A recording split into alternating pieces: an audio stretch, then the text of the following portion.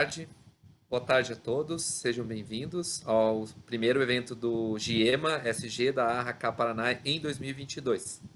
Como de costume, esperaremos um minuto, de modo que todos os inscritos entrem em nossa sala de reuniões. Portanto, fiquem à vontade, peguem a sua água, seu café, seu chá e se posicionem confortavelmente para assistir este primeiro evento da Câmara, tá bom? Só mais um minuto e eu faço a abertura oficial. Temos já 39 pessoas em sala. Muito bom. Pode ser que o evento de hoje bata o recorde de audiência, né? De público da Câmara, né? Do grupo de meio ambiente Fatores ESG. Não, mas olha, se for depender, né, Cris? A gente sempre tem aqui, os presenciais, por exemplo, sempre deu um bom número. Exatamente. Também, né? Uma média de 60, 70 participantes. Não tenho dúvida que, por isso eu digo, é um evento que a gente abre assim com total sucesso e não poderia ser com outros profissionais que não fosse grandes profissionais e grandes amigos aqui da ARRAK, meu pessoalmente, da minha empresa. Fico muito feliz, estava com muitas saudades deles. Que legal. Logo, logo acho que sai esse evento presencial, né? Essa retomada. Precisamos, né? Está muito duro, né? Tudo isso, né? Sim, sem dúvida. Bom, estamos com 45 participantes já, são 16 horas e 4 minutos no meu relógio aqui, quero ver.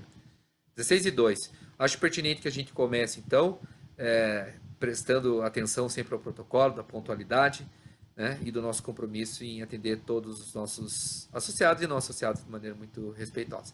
Então, vamos lá. Mais uma vez, boa tarde a todos, obrigado pela presença. É uma satisfação poder receber a cada um de vocês na primeira reunião do GIEMA SG, o grupo de intercâmbio de experiências em assuntos do meio ambiente, fatores sociais e governança da ARRAK Paraná. Continuamos em regime de teletrabalho, por conta da quarta onda da Covid. Torcemos e acreditamos muito que em abril a situação vai ser diferente. Da parte da ARRAK Paraná, a minha como gerente, da Marcela, minha colega, nós esperamos que todos vocês estejam muito bem, seguros e com muita saúde. O evento de hoje trará como tema, né, um panorama ambiental para 2022. E para falar sobre este panorama, né, convidamos 3 especialistas. O primeiro deles é o Dr. Alessandro Panassolo, advogado, sócio do escritório De Paoli Panassolo, especialista em direito ambiental, com mestrado e doutorado em engenharia florestal pela UFPR. Segunda convidada é Camila Balbinotti, que é advogada pela PUC Paraná e pós-graduada em Direito Administrativo pelo Instituto Romeu Felipe Bacelar. E o terceiro convidado é o Gabriel Mantovani, advogado, formado pela Unicuritiba e pós-graduado em Direito Penal e Direito Processual Penal pela mesma instituição. Informações práticas. Durante a palestra, fiquem à vontade para enviar as perguntas. Para tanto, utilizem o ícone Q&A, Question and Answer, que se encontra na parte inferior, né, na barra de ferramentas do Zoom. Ao final da apresentação, os palestrantes irão responder as perguntas. Como o tempo para as respostas é relativamente curto, cada pergunta que não for respondida dentro desse webinar poderá ser respondida posteriormente por um dos palestrantes por e-mail, tá bom? E agora eu faço os agradecimentos aos patrocinadores Masters da ARRAK Paraná no ano de 2022, que são a Andersen Balão Advocacia, Robert Bosch e o Grupo Servopa. E agradecemos também aos patrocinadores do GIEMA, que são a De Paoli Panassolo, o Grupo Elis, a GEMI, a Harbauer do Brasil, Lix Attorneys e Roadmax Ambiental. Eu passo agora a palavra para a Cris Baluta, que é a coordenadora do GIEMA SG, que fará a devida introdução ao evento. Cris, a palavra é tua. Bom, boa tarde a todos. Muito obrigado pelo aceite do convite ao escritório de Paola e Panassolo, ao Alessandro, claro, obviamente, um grande amigo, aí, um grande profissional. Não poderíamos abrir esse nosso GIEMA ESG 2022 com outro tema que não fosse, que já se tornou uma tradição, que vocês nos trazem todas as informações municipais, estaduais, federais. Queria agradecer muito a Camila, que sempre também está conosco, o Gabriel Mantovani, que já está no escritório já faz algum tempo, mas a participação dele hoje aqui, com toda certeza, vai enriquecer a nosso webinar, né? Gostaria de agradecer ao Augusto, a Marcela, que sem eles, sem chance de tudo acontecer, né? E também exaltar que no ano passado o GIEMA ESG recebeu um selo propósito, que é um selo que comprova o grande comprometimento desse grupo em tratar as questões meio ambiente, social e governança, né? Então, nós ficamos bastante felizes com o recebimento desse selo, que foi conquistado e cedido pelo Instituto SER. E deixo aqui o meu mais sincero agradecimento, passo a palavra ao doutor Alessandro Panassolo, e um bom evento a todos nós. Alessandro, com você. Um abraço. Muito obrigado. Muito obrigado, primeiro, a Cris, nossa coordenadora, querida amiga. Enquanto você falava, estava aqui lembrando de quando nós começamos, né? Foi a nossa amiga Fabiana Tala, que lá atrás fazia os eventos, depois ela acabou migrando para o Mato Grosso do Sul, e nós acabamos assumindo aí os eventos, e tivemos a oportunidade de fazer belos eventos presenciais, né, com muita qualidade, assim, né? Foi sempre esse o nosso desejo, né, tanto da Cris, quanto da Denise, quanto da Rúbia, e o Augusto e a Marcela, né? O Augusto agora já há 2 anos conosco, né, Augusto, praticamente, né? Mas, assim, o time, né, o time da HK sempre muito comprometido, né? É uma Câmara que a gente tem um carinho muito grande, tem um respeito, tem uma parceria enorme. E, olha, eu fico muito feliz de estar de novo aqui. Nós tivemos aí uma semana de divulgação e tivemos um bom número de inscritos, então isso mostra, né, a confiança na Câmara, a confiança também na Cris, nossa coordenadora, no grupo de intercâmbio, e também aqui no nosso time, que com tanto carinho preparou algumas informações. Cris, você sabe que é difícil para nós apresentar todos os temas, então eu procurei nesse ano, Augusto, junto com a Camila e com o Gabriel, que são meus parceiros aqui incondicionais, né, que são advogados que atuam diariamente com o direito ambiental, florestal, agrário, né, se deparam com todos esses temas, trazer alguns temas que a gente entende significativo. E, é claro, durante o ano a gente pode fazer outros eventos justamente para focar em algum tema específico relacionado. Mas, sem dúvida nenhuma, Cris, abrindo aqui a minha fala, eu quero crer que não há dúvida de que o ESG talvez seja o grande tema que dominou a pauta ambiental. E quando a gente fala de ESG, Augusto, Camila e Gabriel, a gente olha, tem que ter uma visão periférica, tem que ter um olhar para o todo da empresa. As responsabilidades sociais, de modo geral, já há muito tempo, principalmente as empresas alemãs que fazem parte do grupo, sempre levaram isso com muito afinco, com muita responsabilidade, e também a parte ambiental, porque tem muito da cultura alemã em desenvolver isso. Agora, quando você tem que caminhar com os três, como veio, né, essa narrativa construída a partir de 19 para 20 e para 21 com muita força, é outra pegada. E é claro que todo dia eu vejo aqui pessoas, empresas procurando profissionais especialistas em ESG. E é um tema tão recente, tão novo, que você não encontra profissionais dedicados a isso. Mas, em algum nível, alguém já trabalhou com os 3 temas. A Cris, que já trabalhou em grandes empresas alemãs, depois há muito tempo tem o Roadmax Ambiental, já tem essa visão e já trabalha com isso, né? Então, o tema do ESG tem que ser olhado com muita atenção. Agora tem um detalhe, tá, Augusto? Durante muito tempo, esse tema foi olhado assim, as pessoas faziam em algum nível, mas muito mais para efeito público do que, de fato, para cumprir. Isso mudou. Isso, se eu pudesse comparar, aqui uma analogia, é igual à Política Nacional de Resíduos Sólidos. A primeira fase, quando foi publicada lá em 2010, aí as empresas tinham que, em algum nível, aderir a algum plano de logística reversa, desenvolver algumas atividades de educação ambiental, algumas práticas. O tema de ESG, hoje, ele está numa fase em que você, além de ter compromissos e executar tarefas e projetos e programas com muita eficiência, você tem que ter métrica também. Porque ninguém, nos dias atuais, quer ser seu parceiro se você, de fato, não tiver como provar, tá, que aquilo não é um greenwashing, né, que a gente chama, né, um efeito público só. Então, isso é bem importante, por quê? Porque nós temos que compreender essa agenda como agenda prioritária. Eu coloco entre as 5 agendas de uma empresa, né, o ESG é uma agenda prioritária. Mas, Alessandro, nem todo mundo está preparado para isso. As empresas de grande porte têm um pouco mais de facilidade, de médio porte igual, as de pequeno porte não tanto, mas é preciso, né, revisitar esses processos todos. E aí que vem uma grande oportunidade.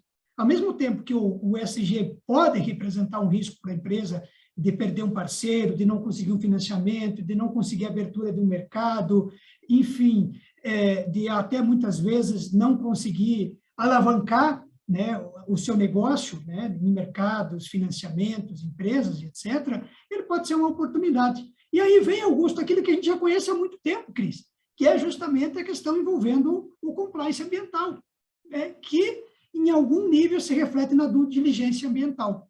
É claro que de forma alargada, você não vai fazer só uma due diligência ambiental, você vai fazer um compliance do todo, né, da governança, né, do social e também uma due diligência da questão ambiental. Mas é um momento importante de revisitar os processos, de reconhecer e de tentar identificar aquilo que está bom e o que pode ser melhorado para justamente evitar um problema na frente.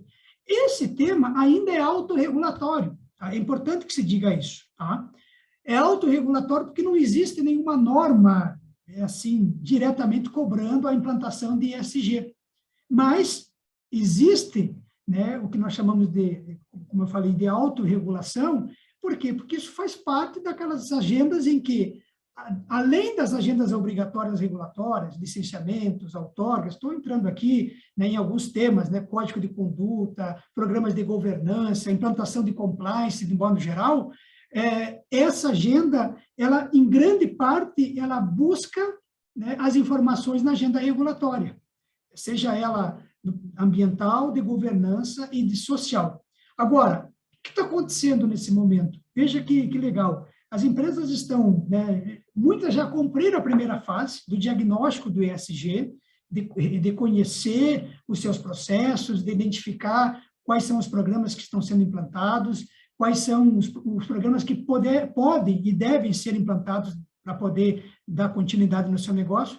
E agora já tem empresas, nós estamos assessorando algumas, inclusive, que já estão tendo que apresentar esses resultados. Já tem bancos, por exemplo, que já pedem para o próximo ano, né, quando há captação de recursos, que parte da apresentação do negócio seja, né, o ESG, ou seja, a implantação de agenda ESG na empresa. Então, assim, não é uma pauta que pode ser alargada. Ah, não, fiquem tranquilos, daqui 5 ou 6 anos vai ser cobrado. Não, isso está sendo cobrado hoje. Então, essa pauta é bem importante, é um tema de destaque. O outro tema, Augusto, que eu também trago destaque aqui da minha parte, é a Política Nacional de Resíduos Sólidos. Ela vem avançando, e avançando muito, tá?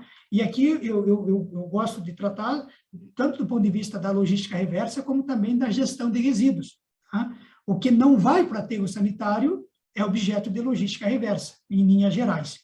A logística reversa já avançou muito, muitos estados já estão com suas legislações implantadas, o Piauí recentemente acabou de aprovar uma lei, outros estados estão em processo de aprovação, outros já estão cobrando com muita ênfase, como é o caso do IMASU, né, do Mato Grosso do Sul, aqui do Paraná, uma série de resoluções. O Paraná, inclusive, revisitou a própria lei que trata do processo administrativo e da contratação pública, e lá, inclusive, trouxe conceitos mais precisos, e uma parte para você vender, para você entregar para o poder público, né, contratar com o poder público, é a agenda da logística reversa. Então, o poder público está muito atento a isso. Mas, por outro lado, nós temos também o avanço, né, Cris, do CNIR, que é o Sistema Nacional de Informações de Resíduos, que agora, inclusive por esse novo decreto federal, que eu já vou falar, o 10.936, ele vai, inclusive, ter um MTR específico para a logística reversa. Então, nós, de fato, estamos avançando muito. Uma agenda muito precisa em que os municípios têm que revisitar os seus planos municipais de resíduos sólidos para prever capítulo específico relacionado à logística reversa, né, esse decreto 10.936, revisitando todo o decreto que foi lá, o 7704 de 2010, que era o decreto regulamentador da política, trazendo novos conceitos, ampliando, inclusive, conceitos, esclarecendo. Por exemplo, a gente sempre falou de termo de compromisso, de acordo setorial, também de decreto, né, regulamento para poder implantar logística reversa. Agora, esse decreto novo, Cris, ele traz especificamente os requisitos mínimos que cada termo de compromisso, cada acordo setorial ou regulamento deve seguir para poder dar cabo. Que muitas empresas, né, a Cris sabe disso, Augusto, enfim, nós assessoramos diversas aqui, grupos, inclusive entidades sindicais, assinaram termos de compromisso, mas muito, né, ainda sem parâmetros, sem métricas, sem aqueles compromissos efetivos de cumprir lá o que determina, inclusive, o Ministério do Meio Ambiente, de pelo menos 22% de todo, né, tudo que é objeto de logística reversa ser destinado de forma adequada. Então, a Política Nacional de Resíduos segue como agenda forte em 2022, a logística reversa segue como agenda forte, os estados estão, aqueles que não estão comunicando os seus, né, o que foi colocado no mercado de embalagem, ou não está dando a devida atenção, estão sendo notificados, estão sendo encaminhados para o Ministério Público. Há também um cruzamento de informações com a Secretaria de Fazenda para buscar essas informações e promover auto de infração, porque é crime, né, crime de poluição, você destinar de forma irregular, é infração administrativa e crime ambiental. Então, isso é um tema muito importante, nós não temos tempo hoje de aprofundar, porque é um panorama, né, para a gente preparar os nossos eventos do ano. O Código Florestal e a Lei da Mata Atlântica, principalmente para quem está no estado do Sul, aqui, ele é muito significativo, em especial Paraná e Santa Catarina. Há uma discussão enorme, a Camila vai trazer depois com calma, se aplica, de fato, o Código Florestal e a Lei da Mata, ou a Lei da Mata Atlântica.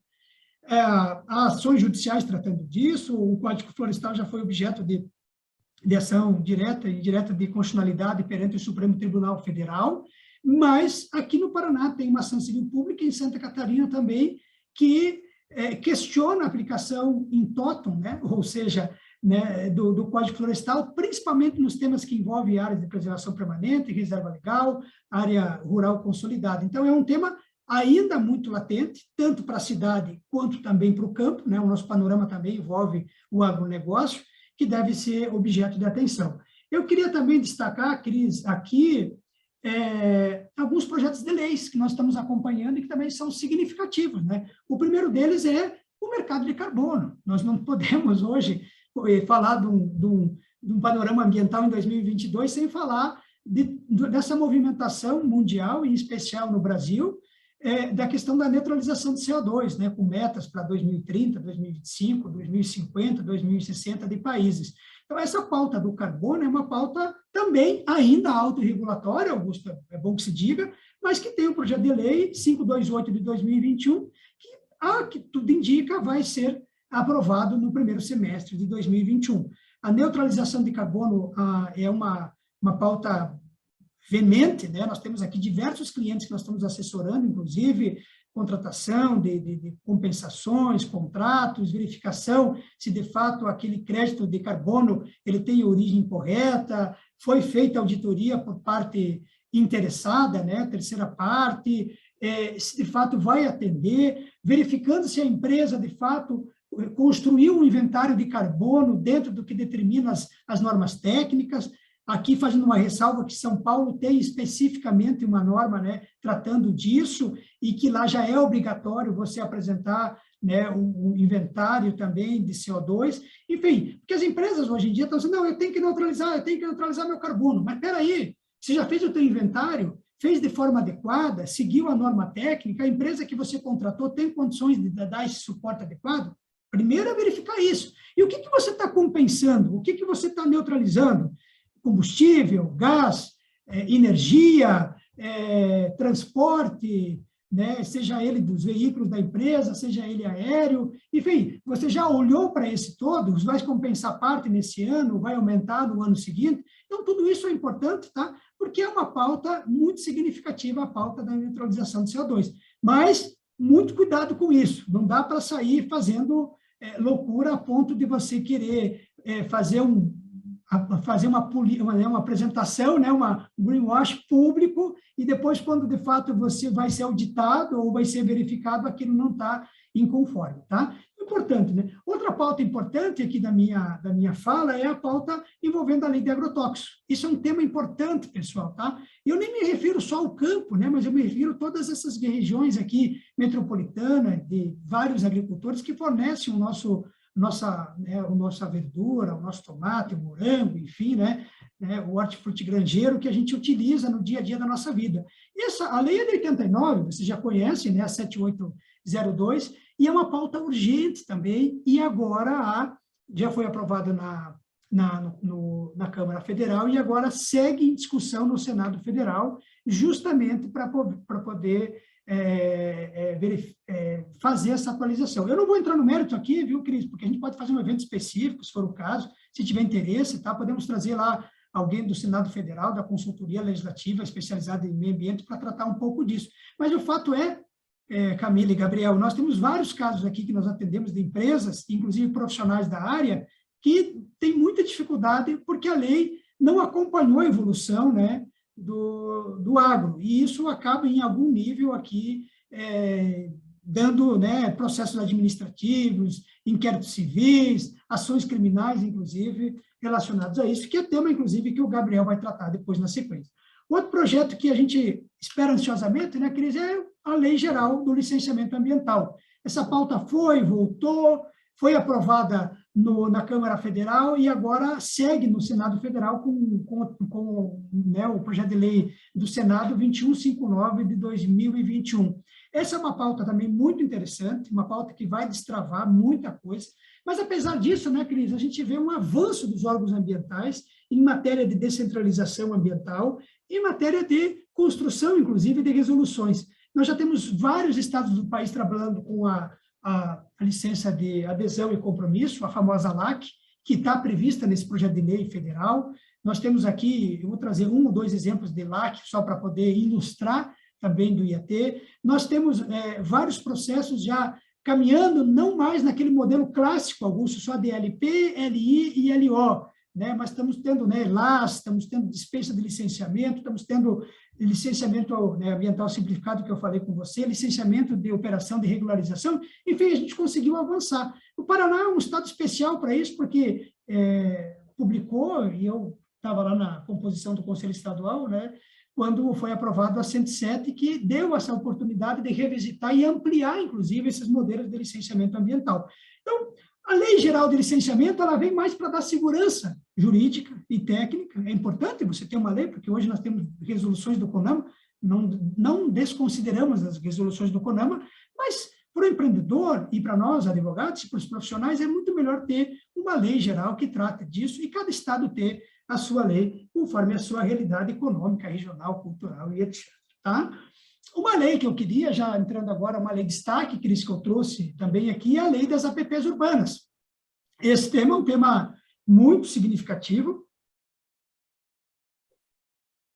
Lembrando que as áreas de preservação permanente estão previstas lá no Código Florestal, na Lei 12651 de 2012, artigo 4º e seguintes, e também lá no artigo 61, quando a gente fala de área rural consolidada, mas essa questão que envolve a 6766 de 79, o Código Florestal, a 6766, a Lei de Parcelamento do Solo, o Código Florestal, a 13645 de 2017, que é a Lei de Regularização Fundiária Urbana, é muito confuso, né? Porque você tem lá alguns dispositivos no Código Florestal que falam da área urbana e de área urbana consolidada, depois na Lei de Regularização Fundiária também vem tratar disso, tem um conceito lá, o artigo 16C traz o conceito de área urbana consolidada, quando que se aplica, e isso sempre foi objeto de discussão, de polêmica, né? Essa semana pegamos mais um caso aqui, em que o terreno vizinho está como faixa de drenagem, a guia amarela, e o terreno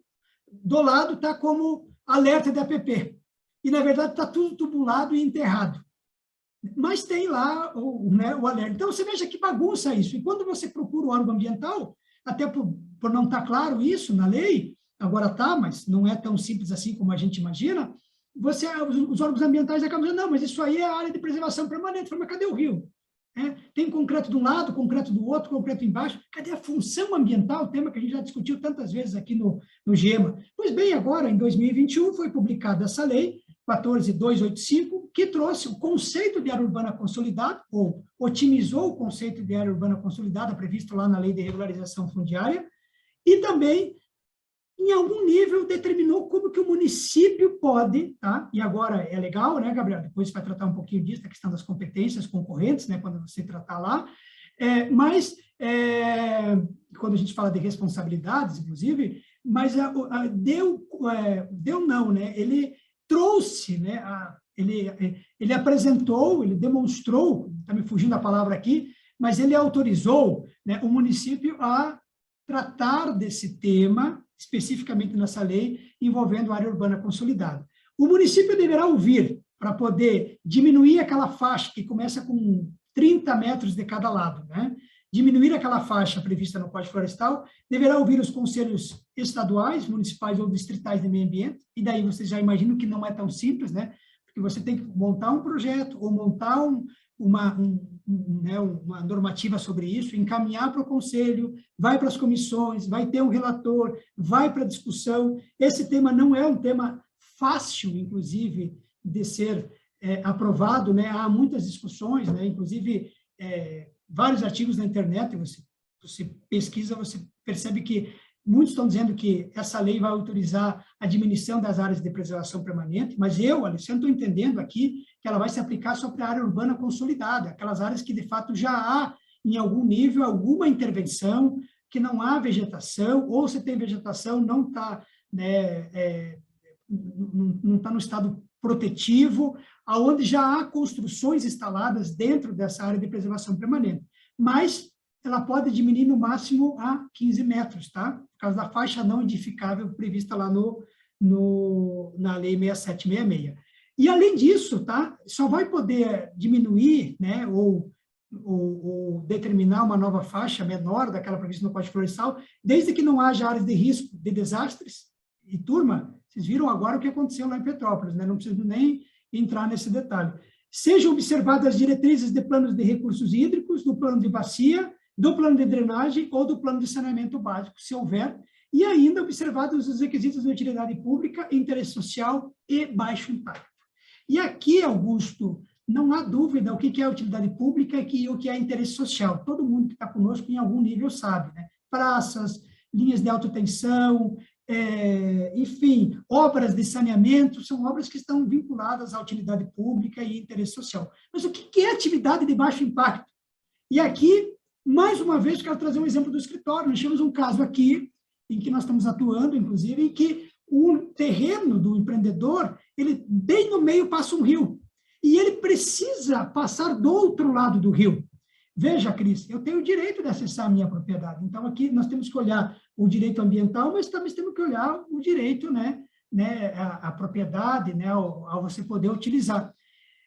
Eu posso fazer uma ponte padrão Rio-Niterói, né? Estou exagerando aqui, concreto, enfim, fazer aquela intervenção? Não, mas eu posso fazer uma passagem, uma ponte de baixo impacto. Uma ponte pode ser que ela seja instalada em cima do rio, né? Que seja vazada, que seja feita, por exemplo, metálica, que o rio, se tiver em algum nível encher, ele possa cruzar para aquela ponte.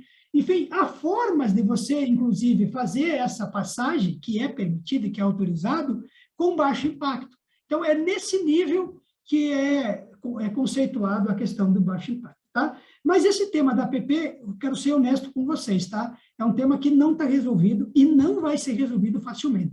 Não é porque veio essa lei que semana que vem, ou daqui 30 dias, 60 dias, a gente vai ter uma lei que vai permitir e que vai regularizar essas áreas urbanas consolidadas. Ainda vai ter muita discussão, né? Muita gente estava esperando isso para poder regularizar, para poder ajustar. Tem muitos inquéritos civis, ações civis públicas tratando desse tema, que poderiam ser resolvidas com isso, mas, infelizmente, a gente não acredita nisso, tá?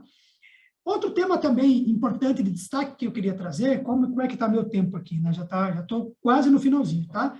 É só olhar, né, e observar como vem crescendo, né? E aqui, Gabriel e Camila, a gente tem que fazer, né, um elogio ao órgão público ambiental. E eu falo aqui do Instituto Água e Terra. Nos últimos anos, né, a gente está conseguindo organizar o processo administrativo, ter um processo de conversão de multa. Agora, nesse ano, nossos clientes já estão recebendo as notificações para as audiências de conciliação. Enfim, avançou muito o processo administrativo e o fluxo, o procedimento como um todo, né? Muito também se reconhece em relação ao IBAMA, até por conta da Instrução 01 de 2021, que também trouxe, né, e que trouxe segurança jurídica quando trouxe aclarados os procedimentos. Então, né, o processo administrativo está tendo, né, um pouco mais de clarividência, um pouco mais de segurança jurídica, um pouco mais de segurança técnica, e a gente tem várias normativas tratando, inclusive, do processo, do auto de infração, da defesa, da conciliação,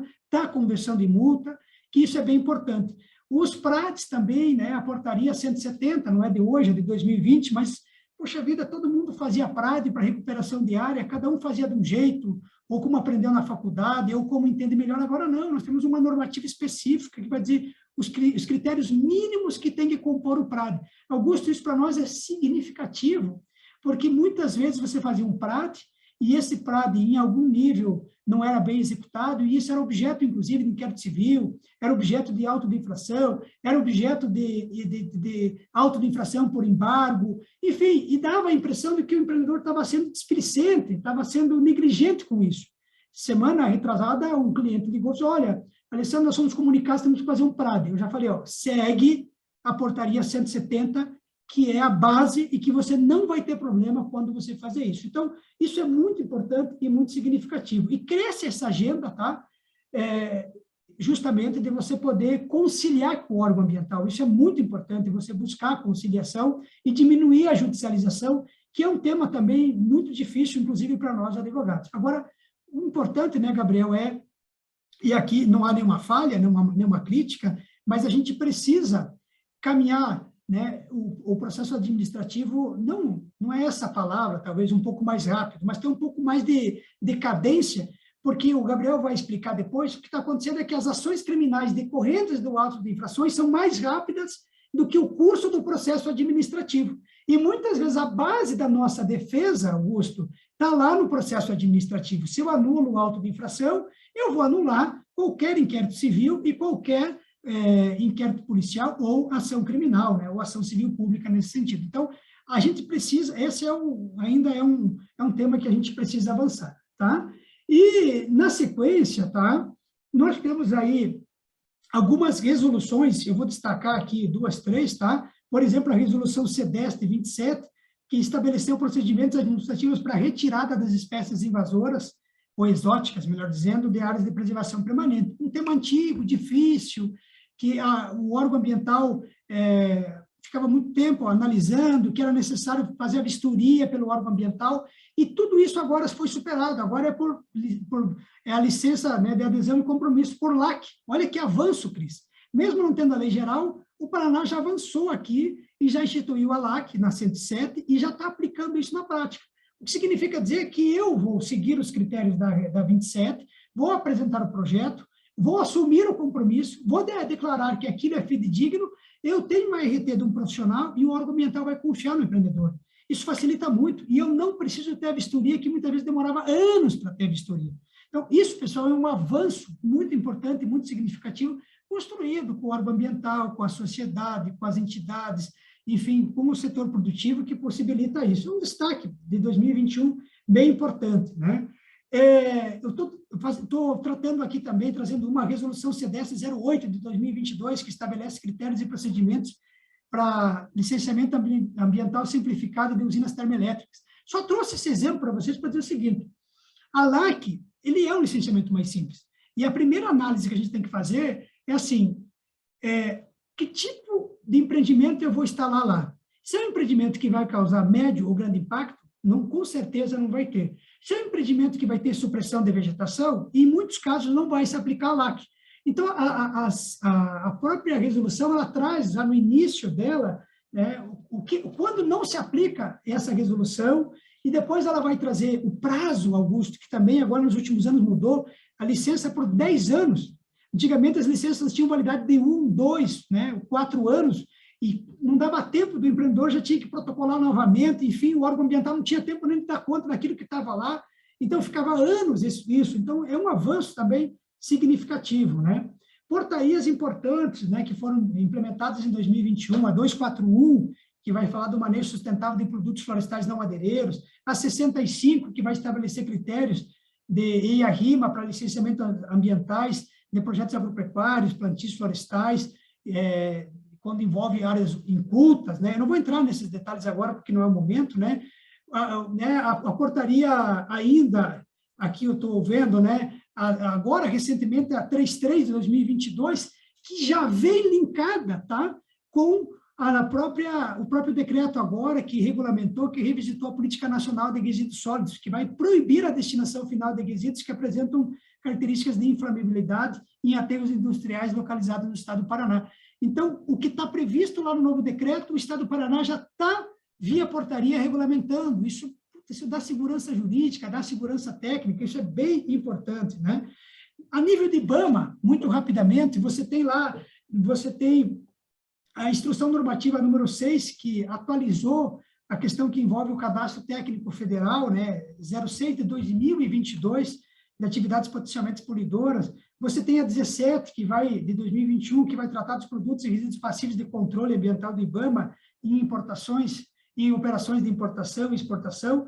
E você tem uma de 2021, tá, muito significativo, Cris, que é a Instrução 1 de 2021, que vai regular todo o processo administrativo.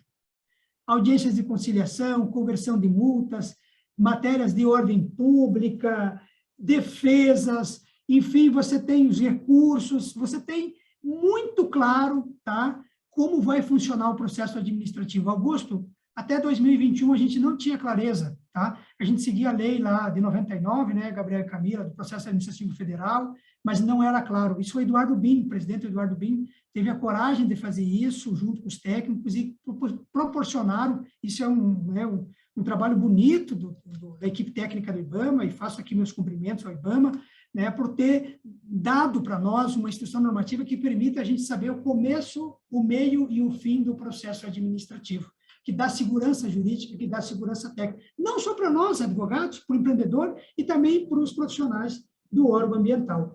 Então, em linhas gerais, trouxe esses temas, tá, para vocês, e eu vou passar de imediato a palavra para a Camila, e depois o Gabriel na sequência. Muito obrigado, Cris, de coração, te agradeço mais essa oportunidade, e Augusto, tá? Eu sigo aqui à disposição.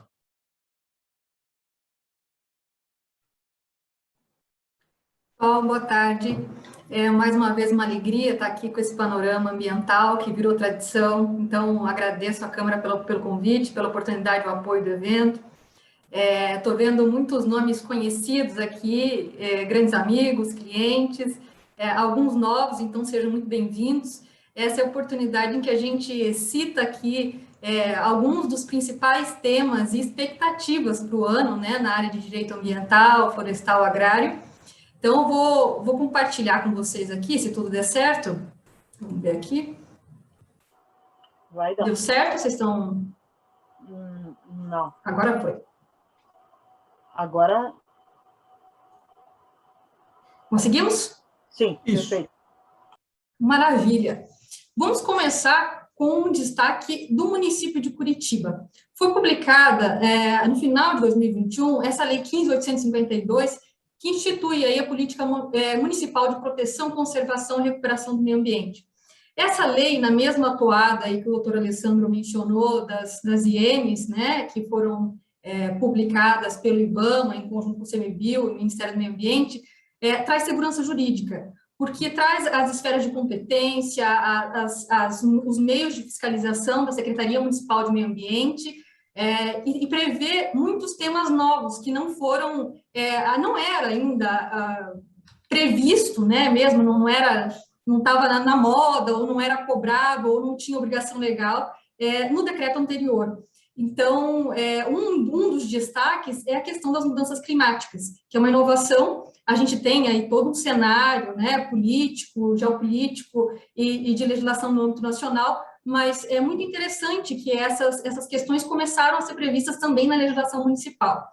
Essa lei também prevê que, na maioria, como sempre acontece, prevê que muitos temas poderão ser objeto de lei específica ou de decreto específico, como é o caso do PSA, que é o pagamento por serviço ambiental. Hoje a gente tem as reservas do patrimônio, né, ambiental, municipal, urbano, mas isso ainda é pouco. Por que não remunerar as pessoas que têm que fazem a conservação, que mantêm o remanescente? É claro que a maioria das pessoas que mantêm hoje, principalmente urbano, fazem isso por altruísmo, porque gostam do meio ambiente, porque querem destinar, reservar aquela área à conservação. Mas é importante que a gente preveja mecanismos, né, de remuneração, porque a manutenção desses remanescentes de vegetação, de maneira direta ou indireta, traz benefício para toda a população e toda a sociedade, e isso, mais do que nunca, incentiva aí a conservação de uma maneira positiva, né? Então, a gente investe um pouco menos em fiscalização e um pouco mais em incentivo aos benefícios de se manter esses remanescentes. Esse é o principal tema que a gente tem no âmbito municipal. Bom, como eu disse que essa lei mesmo prevê uma regulamentação específica, o decreto municipal 2014 de 2021 regulamenta o artigo 3º da lei que eu acabei de citar e estabelece aqui as diretrizes para a gradação da multa ambiental. Então, o que o órgão ambiental, quando for lavrar o auto de infração e já indicar o valor da sanção, vai levar em consideração? As multas aqui variam de R$400 a 50 milhões de reais. Então, é um parâmetro muito extenso, né? Um parâmetro largo, e que vão levar em conta muitos fatores. A extensão do dano é a principal deles. Então, qual foi o potencial dano causado? Qual é esse infrator, ele é reincidente? Qual é o perfil econômico? Tudo isso está bem estabelecido nesse decreto e que, mais uma vez, traz segurança jurídica, né? Nós sabemos qual vai ser o critério que o órgão ambiental vai utilizar no momento da fiscalização. Não raras vezes, pessoal, o Gabriel bem sabe disso, a gente pega alguns autos de infração aqui com valores, assim, exorbitantes e basicamente coloca porque causou o dano ambiental. Não tem uma conta, não tem um parâmetro, não tem nenhuma indicação legal, e geralmente as legislações prevêem um piso e um teto muito distantes. Então, é muito difícil para a gente explicar para o cliente e compreender o porquê desse valor que foi sancionado e também discutir isso, né? Então, é claro que a gente tem toda uma legislação federal, que tem que haver a motivação do auto de infração, enfim, temos uma segurança mínima, mas a publicação desse tipo de regulamento específico vai trazendo mais segurança às atividades, aos profissionais, a gente consegue estabelecer aí critérios, inclusive de risco, né, para os empreendimentos. Claro, prevê aqui a atualização monetária, que foi uma discussão por muito tempo judicial de qual seria o critério, né, de atualização monetária, então agora está estabelecido que é o IPCA. No âmbito federal, eu achei importante dar destaque para esse decreto desse ano ainda, então está fresquinho, que estabelece aí o programa de apoio ao desenvolvimento da mineração artesanal em pequena escala. Isso traz muito uma consciência de que o legislativo, e com apoio do executivo, tem trazido o olhar para regulamentar algumas situações ou alguns empreendimentos que, na maior parte dos casos, não tinham a possibilidade de trabalhar legalmente, né? Então, traz alguns incentivos, fomentos, e também estabelece critérios mínimos para que essa atividade passe a ser regular. Lembrando aqui que o conceito de pequena escala nesse âmbito para empreendimentos que se limitam a 50 hectares ou 500 mil metros quadrados. Tá? Então, é importante, uma sinalização aí de legislações específicas que regulamentam um empreendimento que é um numerário representativo e que muitas vezes, pela burocracia, pela dificuldade de se... Claro, a gente não pode equiparar uma mineração de pequena escala com um grande empreendimento minerador. Então, com esse tipo de resolução um pouco mais específica, a gente incentiva esses pequenos empreendimentos também. Pulando para a poluição das águas, destaque para esse decreto também de 2022, que estabelece aí o plano de contingência para incidentes de poluição com óleo em água sob jurisdição nacional. Esse decreto traz passo a passo de quais são os critérios para promover a minimização dos danos ambientais, quais são as atividades e providências que se tem que tomar, tanto da parte do empreendedor, quanto da parte dos órgãos públicos, quando constatado um acidente ambiental nesse sentido, né, envolvendo poluição com óleo em águas, e também padroniza, que mais uma vez a gente vem com a tendência da padronização, porque às vezes a gente vê um acidente ambiental em um estado que tem uma repercussão enorme, uma sanção super rígida, uma conduta por parte dos órgãos estaduais e federais, e no outro não. Então, mais uma vez, traz aqui uma padronização para que se tenha segurança nos procedimentos. Dano ambiental. Esse é um tema que o Gabriel vai tratar na sequência, mas quero trazer aqui para trabalhar uma jurisprudência específica. Essa é uma pergunta que nós respondemos quase todos os dias. Qual é o limite da responsabilização administrativa ambiental por dano? E quando eu não fui eu que causei o dano? Quando foi uma empresa terceirizada? Como é que fica? E a gente precisa destacar que a responsabilidade administrativa ambiental, ou seja, aquelas derivadas dos autos de infração, seja dos órgãos municipais, estaduais ou federal, ela foi recentemente classificada, nesses últimos anos, como subjetiva, ou seja, eu preciso comprovar aí o ânimo de ter causado a poluição e também a autoria, ou seja, de fato, eu ter sido o autor desse dano, né? Nesse caso, eu até quero compartilhar com vocês uma jurisprudência bastante recente do Tribunal de São Paulo. Uma empresa fabricante de um produto químico terceirizou o transporte. E essa transportadora acabou, por um descuido, enfim, um imprevisto, derramando 20 mil litros de produto corrosivo num rio, num corpo hídrico. A princípio, a empresa que contratou o transporte foi autuada e conseguiu reverter isso no judiciário, justamente porque demonstrou não ter sido ela a causadora do dano. Mas aqui a gente faz um pequeno parênteses e um destaque. É muito importante que se tenham cláusulas ambientais nos contratos, principalmente em contratos de terceirização. Mais do que isso, aqui a gente traz a visão de compliance ambiental. Você, no momento em que for contratar, e aqui a gente não é o caso da transportadora de produto químico, né? A gente está tratando. Mas a empresa que vai fazer a roçada no teu pasto, a empresa que vai fazer a supressão de vegetação, você observou se ela tem todas as autorizações, se ela está devidamente licenciada, se ela utiliza MPR, tudo isso é muito importante, porque pode ser que na esfera administrativa a gente consiga afastar por não ter sido o autor do dano, mas isso é essencial nas outras esferas de responsabilização, onde a gente vai tratar aí da questão criminal, da questão principalmente da reparação do dano, que o Gabriel vai falar mais à frente.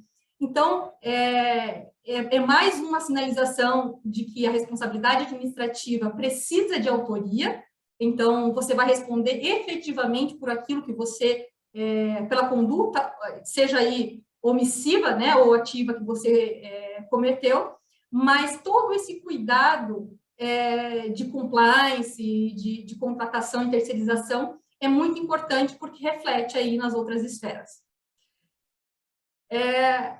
Outra jurisprudência do STJ agora, que eu gostaria de dar destaque, é a questão que trata da necessidade ou não de conhecimento técnico para reparação do dano. Então, esse caso é uma companhia saneadora que não fez uma obra também terceirizada aqui como deveria e ocasionou um dano ambiental e mencionou a justificativa, a defesa, era que, de fato, ela não detinha conhecimento técnico para reparar o dano.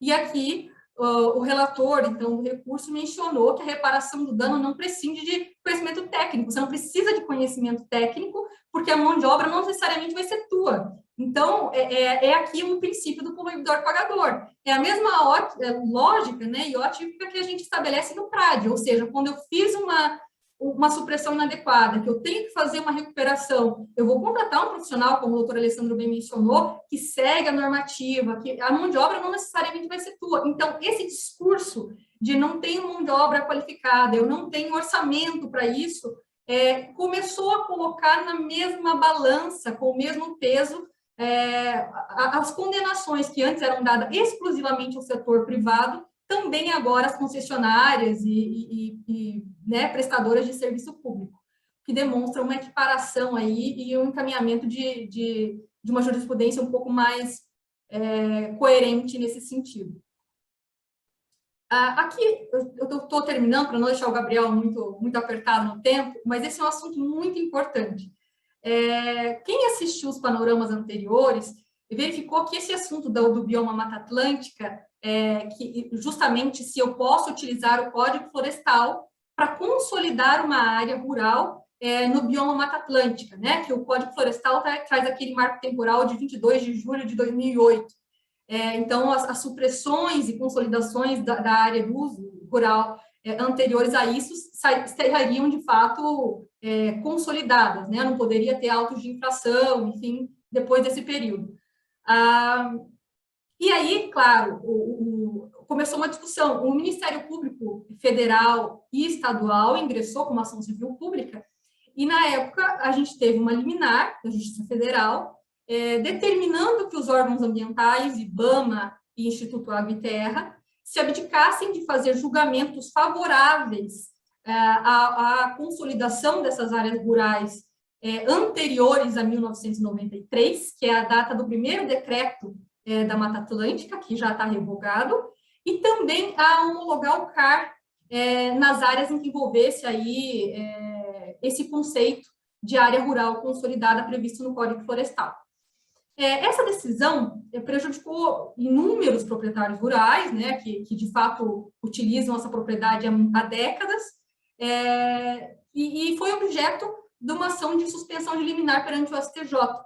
Então, em decisão preliminar, suspendeu-se essa decisão da Justiça Federal do Paraná, e esse tema está na iminência de ser pautado, já foi pautado algumas vezes, retirado de pauta porque existe muita tumulto nesse processo, mas a expectativa é que ainda no primeiro trimestre aí, a gente tenha uma decisão no âmbito do STJ, e isso vai ser um indicativo muito importante para as ações que tramitam ainda em primeiro grau de jurisdição, tá? Porque de um jeito ou de outro elas vão chegar no STJ.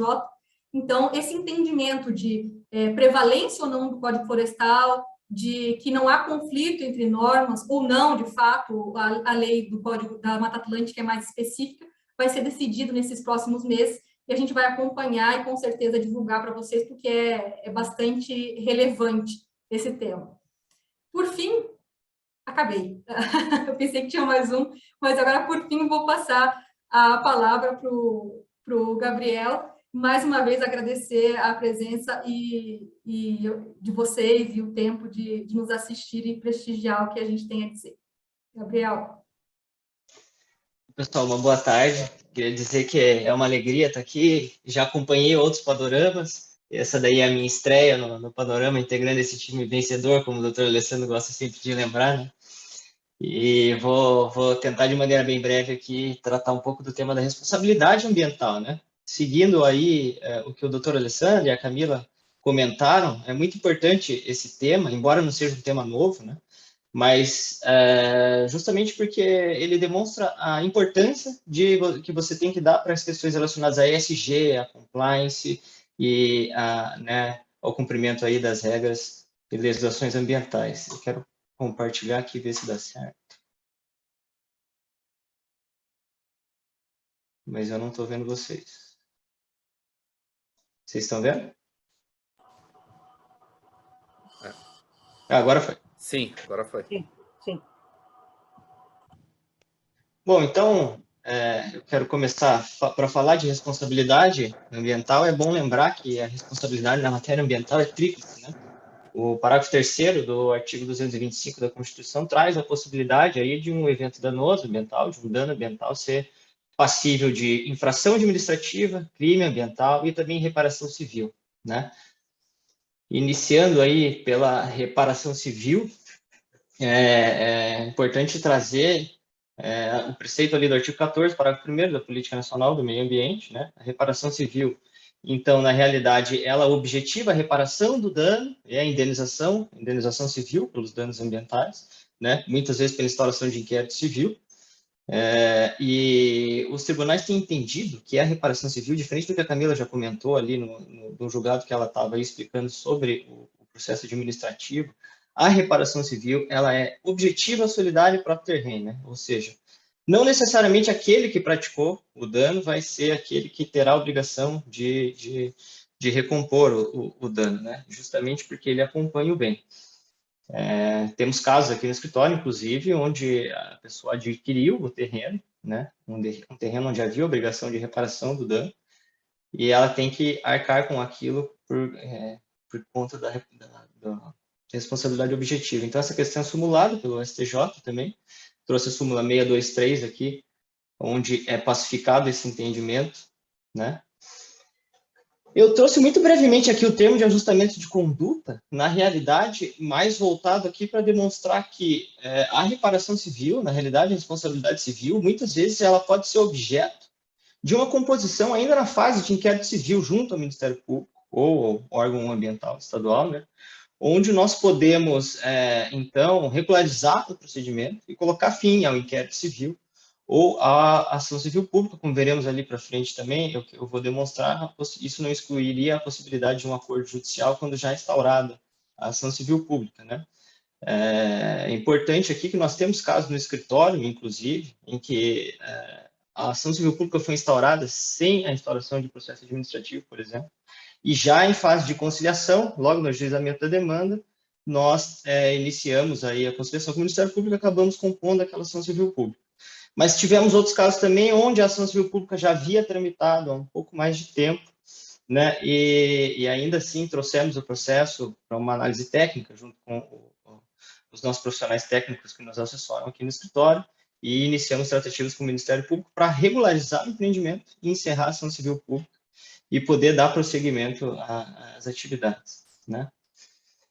Então, a responsabilidade administrativa, que a Camila já explicou um pouco ali no precedente que ela trouxe, diferentemente da responsabilidade civil, a responsabilidade administrativa, ela segue, na realidade, a teoria da culpabilidade, que é a mesma aplicada para a responsabilidade penal em matéria ambiental, né? Então, você precisa da comprovação de autoria, de materialidade e do nexo de causalidade entre a conduta praticada e o dano ambiental ocasionado, né? Nós tivemos um caso aqui bem recente no escritório, inclusive, onde um proprietário de uma área foi autuado pela supressão de vegetação sem autorização, só que a área estava arrendada, e na realidade quem havia efetuado essa supressão foi o arrendatário, né? Nós conseguimos entrar com uma ação anulatória de auto de infração ambiental, trazendo essa tese, inclusive, né? Que é pacificada pelo Superior Tribunal de Justiça aqui também, e conseguimos a liminar para suspender a exigibilidade da multa decorrente desse auto de infração ambiental. Importante trazer a questão do termo de compromisso também, porque muitas vezes superada a ação civil pública, ou mesmo o inquérito civil, né, e em seara administrativa, a gente também pode efetuar a composição com o órgão administrativo, né, por meio da celebração de um termo de compromisso junto ao órgão ambiental, seja federal ou estadual, onde, inclusive, é oportunizado, o doutor Alessandro bem comentou, das portarias que vêm sendo instituídas para conversão dessa multa em serviço de preservação e melhoria do meio ambiente, onde é dado, inclusive, um desconto ao empreendedor ou ao autuado nesse sentido. E passando para a responsabilidade penal, então, como eu disse, na realidade, a administrativa segue a lógica do penal e a responsabilidade penal impera a responsabilidade subjetiva, a teoria da culpabilidade, né, onde você tem que demonstrar comprovadamente, né, para o início da persecução penal, a autoria, a materialidade e também o nexo causal, né? Na realidade, aqui, a prova de autoria vai no sentido do que já comentamos da responsabilidade administrativa, mas é muito importante que a responsabilidade penal também precisa da comprovação de materialidade. Tem a figura do exame de corpo de delito, que a gente confunde muitas vezes a sua obrigatoriedade, mas na realidade, para o que está escrito no Código de Processo Penal, para todos aqueles crimes que deixam vestígio, há necessidade da elaboração desse exame de corpo de delito, que nada mais é do que um laudo técnico de comprovação de materialidade. Por exemplo, supressão de vegetação, ele estaria comprovando estágio sucessional e questões nesse sentido. É imprescindível para a responsabilidade penal, assim como a demonstração de autoria, a gente tem essa análise técnica para amparar a materialidade.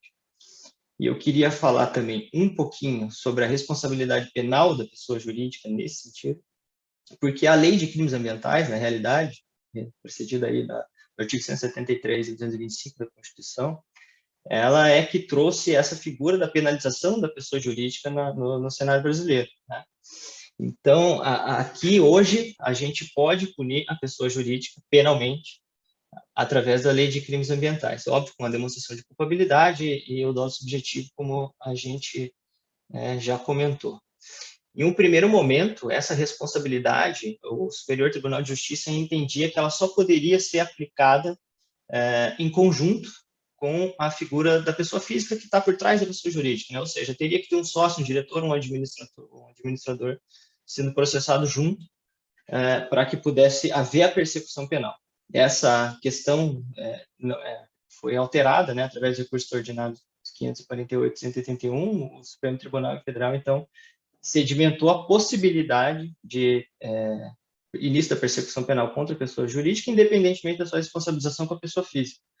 Ou seja, pode ser iniciado o processo apenas contra a pessoa jurídica ou apenas contra a pessoa física, não há necessidade dessa dissociação, né? Também, levando em consideração o que comentei das formas de composição, tanto esse área administrativa, primeiro, a celebração do termo de compromisso e o termo de ajustamento de conduta, através da Lei Anticrime de 2019, foi inserido o artigo 28A do Código Penal, trazendo a figura do acordo de não persecução penal, que nada mais é do que uma forma de composição dessas ações penais e tem sido muito aplicada em matéria ambiental, né? Muito porque, dentro dos seus requisitos, dentre alguns dos requisitos para o acordo de não persecução penal está que a pena não passe de 4 anos e que o réu não tenha celebrado outro tipo de composição junto ao Ministério Público em ação penal nos últimos 5 anos. Então, considerando aí, na realidade, as penas que são combinadas na Lei de Crimes Ambientais, que quase nenhuma passa de 4 anos, muito comum o Ministério Público oferecer o acordo de não persecução penal logo no ajuizamento dessas demandas oriundas de infrações criminais.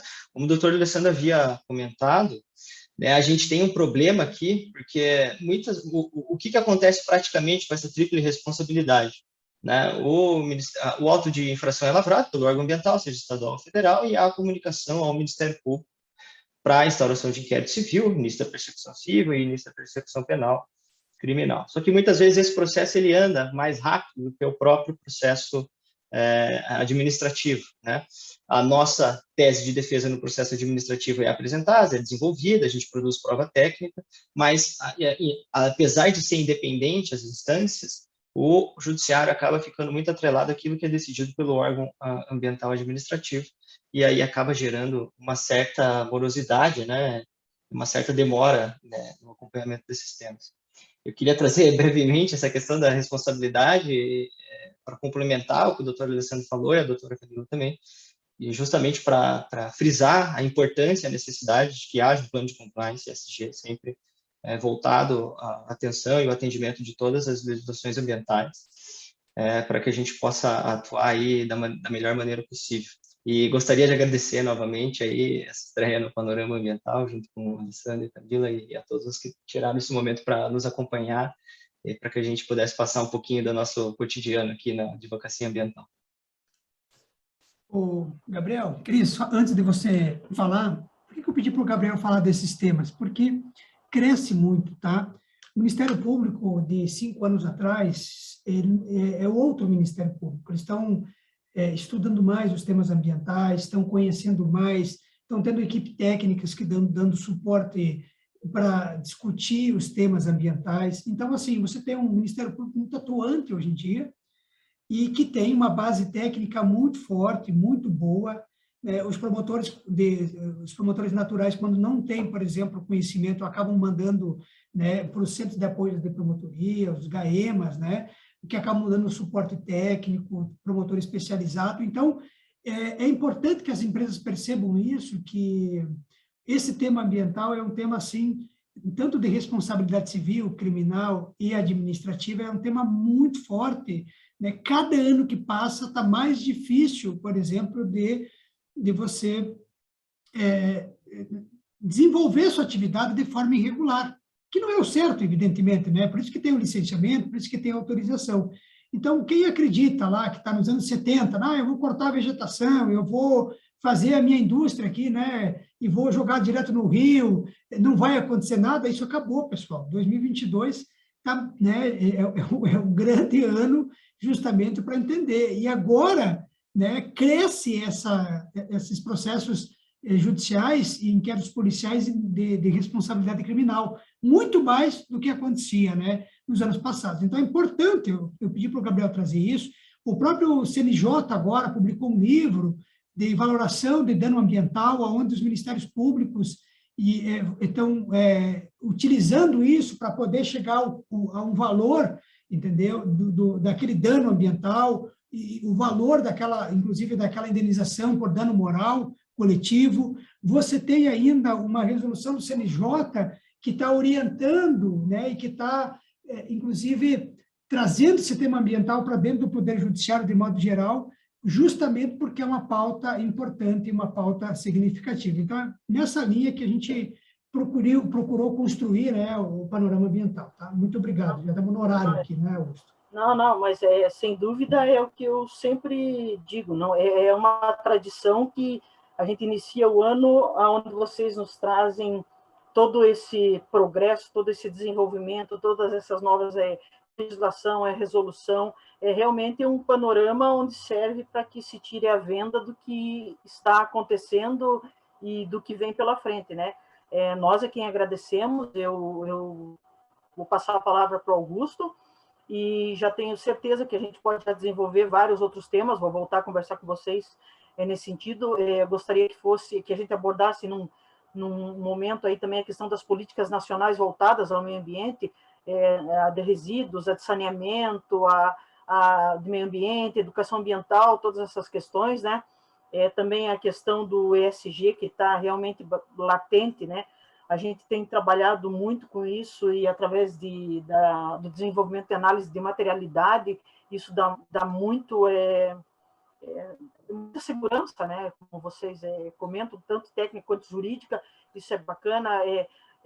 As empresas estão cada vez mais desenvolvendo caderno de resposta, ESG, isso também é totalmente linkado com a questão de vocês, jurídica. Então, eu só tenho a agradecer a vocês mais uma vez e, com toda certeza, vamos usá-los em 2022 muito mais que 2021. A gente estava 2021 foi um limbo em todos os sentidos, né? Então, a gente desenvolveu muitos eventos no GIEMA, foram 14 eventos, foi um dos grupos da Câmara que mais desenvolveu eventos, então foi assim, a gente ficou no limbo, mas eu fiquei exaurida, sinceramente, mas foi muito positivo, né? Então, muito obrigado, Alessandro, Camila, Gabriel, ao escritório de Paola Panassolo. Já vou passar, devido ao horário, a palavra para o Augusto e ele faz a nossa finalização. Eu vejo que tem duas perguntas que eu acho que o Augusto vai ler para vocês, tá bom? Muito obrigado e um abraço. Obrigado, Cris. Exato, Cris. Então, chegaram duas perguntas, ou melhor, dois comentários e uma pergunta. Então, eu vou propor aqui, vou fazer a leitura. Fiquem à vontade, decidam, por favor, quem vai vai dar a resposta. A pergunta veio da Clarissa, e ela fala sobre a APA da Escarpa Devoniana, que é uma unidade de conservação. Teria a possibilidade de obter outorga de barramento de um pequeno rio para lazer? Quem responde essa? A Clarissa é uma querida amiga, uma profissional de grande conceito, né? Eu tenho a oportunidade de ver o trabalho que ela faz ali na região de Ponta Grossa, né? Com a Frígia, inclusive, na qual nós somos também advogados lá.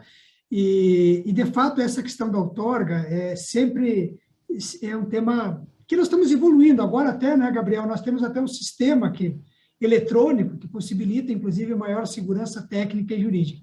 Mas o tema sempre é a Scarpa Devoniana, né? Todas as intervenções que são feitas na Scarpa sempre chamam a atenção. A questão de outorgar, pelo que eu estou entendendo, seria, em linhas gerais, um açude, um lago de lazer, né? Essas intervenções, tá? Essas intervenções em áreas de preservação permanente, pelo que eu entendi, é decorrente, inclusive, de um desvio de um rio, né? Vai ser utilizado um córrego, elas precisam, em algum grau, ter a sua justificativa. Não vai se enquadrar em utilidade pública, pode se enquadrar em interesse social. A questão é, se esse lago de lazer por exemplo, da prefeitura, lá no sudoeste tem muito, que a gente chama dessas prainhas artificiais, que é utilizado para o todo, ou se é para um lazer particular. Então, pode, muitas vezes, ocorrer que o órgão ambiental não outorgue isso, muito porque você está fazendo uma intervenção em área de preservação permanente que não se enquadre aí na questão da utilidade pública, do interesse social e da atividade de baixo impacto. Mas a Clarissa, depois a gente pode falar um pouco mais no detalhe sobre isso. Tá? Eu acho que é essa a justificativa. Teria que perguntar para ela se houve já algum pedido, algum requerimento, alguma negativa para entender um pouco melhor. Tá? Muito bem. Os dois comentários a seguir são do Anderson Van Troba. Ele fala que a preocupação é a demora nas avaliações e autorização ou não dos usos de cascalheiras, por exemplo, no Paraná. E ele também cita as regularizações ambientais através dos CAR, C-A-R. Alguém gostaria de fazer um breve comentário sobre... A preocupação dele é a nossa também, viu? Não pense que é só dele, é nossa também. Mas esse tema da cascalheiras é um tema que, né, Gabriel e Camila, a gente tem a alegria de dizer que nós estamos acompanhando muito de perto. A gente está, via a Associação das Empresas de Base Florestal, da qual nós somos advogados, nós estamos trabalhando no conceito de obra florestal. Há uma discussão ainda intensa sobre a questão, né, do título minerário, da anuência da Agência Nacional de Mineração, para o uso, né, e para o licenciamento, inclusive, do próprio órgão ambiental, para a utilização daquela cascalheira, inclusive, para a conservação de estradas e para obras dentro da propriedade. É um tema que nós estamos, assim, 1 ano e meio discutindo, tá? E a gente não desconhece, Anderson, a demora nas avaliações, nas vistorias, a gente não desconhece a dificuldade que tem quem trabalha no campo, né? Seja lá a área florestal, o porco, o frango, quando tem uma chuvarada muito intensa, aquela estrada fica destruída. Eu sou do interior, nasci lá nas propriedades rurais, então a gente sabe o quanto é importante a conservação da estrada, e não dá, muitas vezes, para esperar 4, 5, 6 meses até que seja liberado isso. Mas a questão é que nós estamos tentando otimizar isso, né, Gabriel, via um licenciamento mais simples, que, em linhas gerais, não vai necessitar de vistoria, mas que possa, inclusive, ser mais célere no órgão ambiental, até por conta de uma dispensa de anuência ou de título minerário da própria Agência Nacional de Mineração. É um tema que ainda está em discussão. Não sei se o Gabriel quer fazer algum complemento, alguma observação. Não, é exatamente isso. A gente está fazendo essa interlocução aí via a UIAT para tentar... Porque, na realidade, essa dispensa está no Código de Mineração, né, no artigo 3º, parágrafo 1º, se não me engano, que fala que para esse tipo de atividade aí, dentro da mesma área e para a mesma obra, é dispensado qualquer tipo de anuência ou licenciamento. E do CAR, tá? O Paraná foi, felizmente, olha, isso é importante frisar, que como foi a discussão da Mata Atlântica e do Código Florestal, houve aquela liminar que possibilitou a manutenção, inclusive do que decidiu o STF em relação à aplicação do Código Florestal no Paraná, possibilitou que o Paraná entrasse no CAR dinamizado, que é, na verdade, a inteligência artificial que está possibilitando fazer a análise mais célere dos CARs, tá? Para, na sequência, passar para a análise dos programas de regularização ambiental, que, na sequência, virá um termo de compromisso para dar cumprimento dessas obrigações e regularização no geral das propriedades. Isso está andando também, não na velocidade que a gente gostaria, mas a gente tem que agradecer e cumprimentar todos os proprietários rurais pelo empenho, esforço, principalmente em cadastrar. Nós somos o único país do mundo, viu, Augusto? E, Cris, que tem um cadastro de todas as áreas, tá? área rural consolidada, área de preservação permanente, reserva legal, as remanescentes de vegetação e áreas de interesse de uso restrito entre 25 e 45 graus. São essas 5 informações que vão para o CAR. Temos um exemplo para o mundo. Agora precisamos dar efetividade, né? Porque lei, e nós temos aos montes, o que falta um pouco é de estrutura, de tecnologia, mas está acontecendo, né? Os processos eletrônicos já facilitam muito isso, dá muito mais transparência, muito mais segurança para ambas as partes, e isso tem possibilitado, inclusive, a gente otimizar. Muito bem. A Clarissa agradece, né? Então eu entendo que a pergunta foi respondida. O Djalma faz uma pergunta, ele é da Arauco Florestal, ele quer saber o número da resolução corte exótica em APP. Corte exótica em APP. Então, é justamente, deixa eu pegar aqui que eu tenho anotado, é tanto nome esse é um tema superado, tá? Deixa eu só pegar aqui qual que é a resolução, procedimento, aqui, ó, é a resolução CEDEST de 2021, tá? E esse foi um trabalho que nós acompanhamos de perto também. Felizmente, a gente conseguiu dialogar com o setor e com o órgão ambiental para estabelecer esse procedimento administrativo da retirada de exóticas em áreas de preservação permanente. Ou seja, aquelas exóticas, pinos e eucaliptos e tantas outras, o Japão, por exemplo, que estão naquele local, mas principalmente o plantio florestal, que o Código Florestal foi mudando, né? O tamanho da área de preservação permanente, de 5, 15, depois 30, você faz a retirada e recupera. E o que é legal aqui, porque nós conseguimos